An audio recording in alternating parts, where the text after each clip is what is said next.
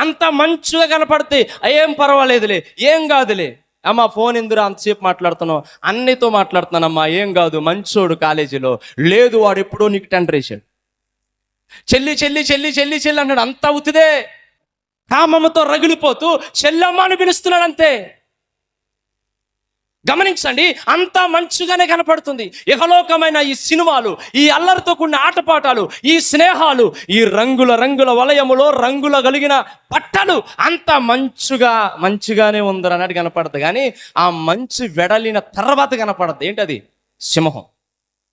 నువ్వు ఇలాంటోడు అయితే అసలు చేసుకున్నోడే కాదు, నీ ఎంక పడేదాన్నే కాదు. చేసుకున్నాక అర్థమైంది నువ్వెంత స్టాటిస్ట్ అని. చేసుకున్నాక అర్థమైంది నీకెంత కోపం ఉందా అని. చేసుకున్నాక అర్థమైంది నీకెంత అమ్మాయిలు పిచ్చి ఉందా అని. అదేదో ముందే తెలిస్తే చూసేవాడు. ఎందుకంటే